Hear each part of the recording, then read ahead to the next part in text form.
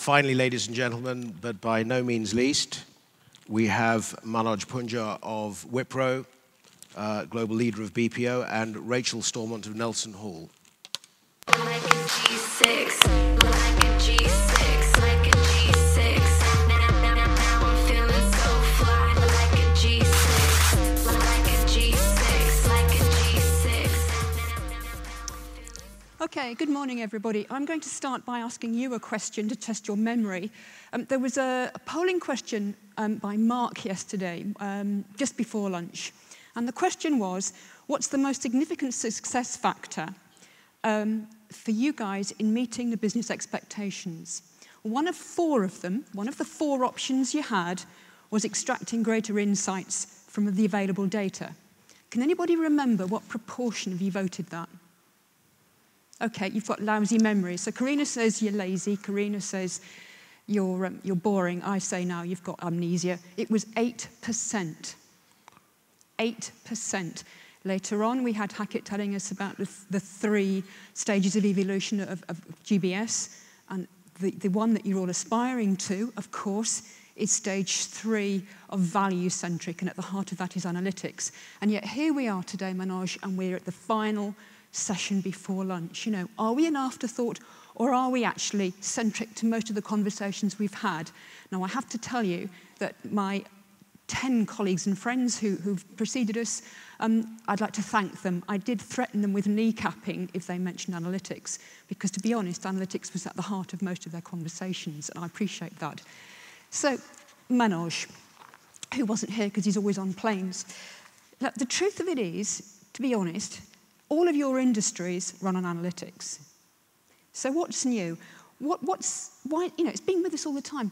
Why are we suddenly getting it at the heart of SMAC? And why is it new today as applies to GBS and BPO?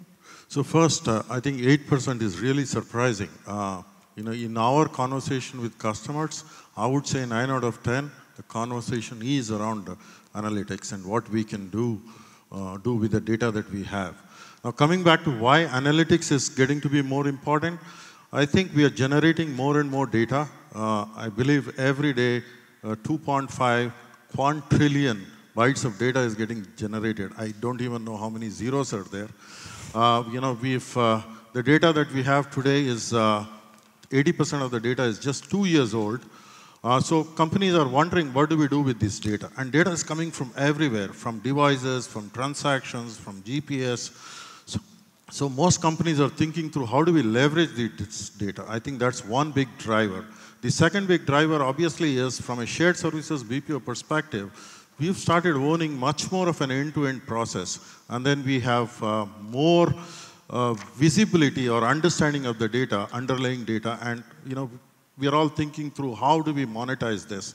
And coupled to that is the pressure of what's the next value. So obviously the next value is in the data itself, and what do we do with the data, how do we analyze the data, and how do we add value back to our customers. The third important driver has been technology. There's been a huge progress on the technology front the last few years, and that's driving all the new action around analytics today. Okay, Manoj, so that's the great introduction. So let's go down to some real examples over the next few minutes. Can you give me 2 examples, please, of an application of analytics that an organisation can achieve, a GBS organisation or a BPO can get real business value now? And also, what do you see coming up that's going to be really sexy that in 2 years' time will be really there? See, one of the big areas of analytics is around getting more revenues or improving margins. So we in Wipro have built a platform around trade promotions. Now, we've got customer data, we've got market data, we've got, you know, we've worked with organizations to drive the best optimized trade promotions in terms of location, in terms of customer profile. And in one of the examples, or one of our customers, we have driven something like 4% increase in revenue and 2% increase in bottom line using analytics. The other example I can give you is in the customer service area, where we have improved cross-sell using analytics, using data that's out there, we've improved cross-sell, upsell by about 20%. Okay, so two great examples of how you're helping clients improve their top line. Can we go down into process analytics? Anything that you're doing for a client that you'd like to highlight? Yeah, so process, on the shared services side, there has been significant action around the process analytics. One example of that could be, is around order management for a big telecom customer. We've analyzed the order management area. We've analyzed, applied Lean and Six Sigma, and have made the order management efficient by about 40%. Now, it's not purely about efficiency, it's also about customer satisfaction that's been driven by using analytics and process efficiencies here. Okay. Now, in the SMAC world, analytics is next to social media. And there's a lot of talk about all the information that's around, available on social media. We've done some research, actually, and found in terms of really working and getting analytics out of social media beyond bunging in Radio and 6, there's not much there. So are you doing anything with any clients of yours? Yeah, so for a CFO organization, we are collating all the information around the social media and the web, putting it into a database, analyzing it, and providing them with analytics, benchmarks, and sometimes even alerts on what is happening out there in the market that's impacting their financial parameter or a competitive situation. Okay, what about messy data then? So we all know the old traditional view, garbage in, garbage out, etc. But there's a lot of messy data out there.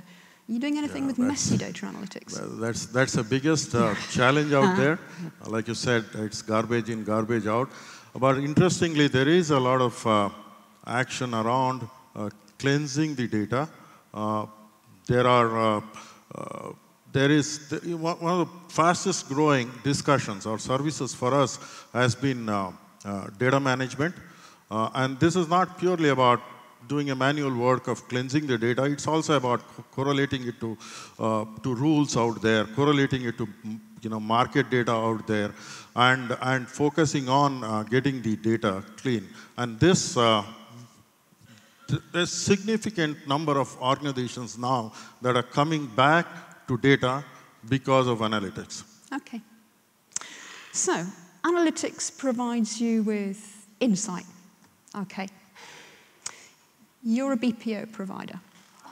Insight is insight. What about that leap from insight to action?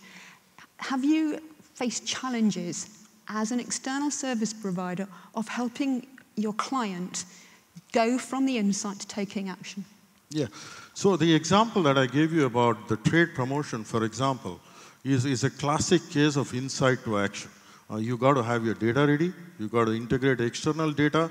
You got to make sure data is clean. You got to run these promotions using the algorithms or the models that we built.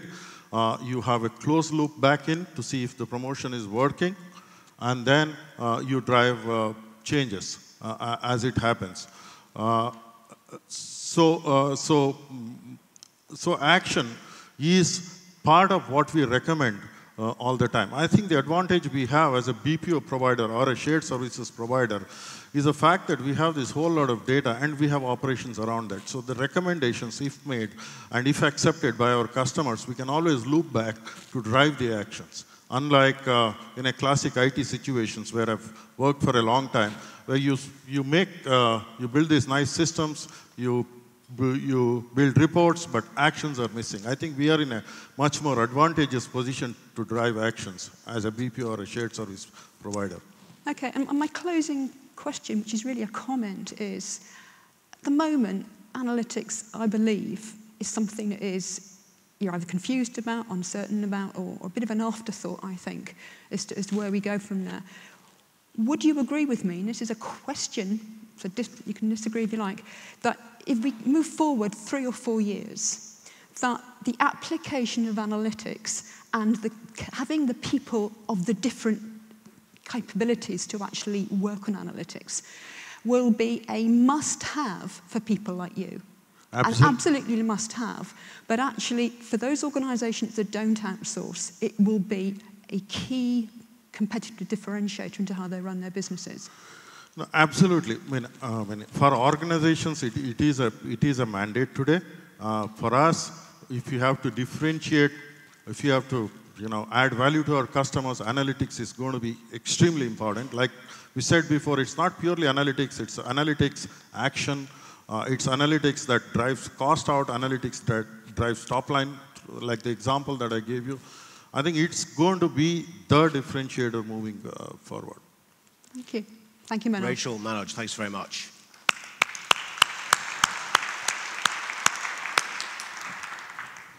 Time for a few last questions.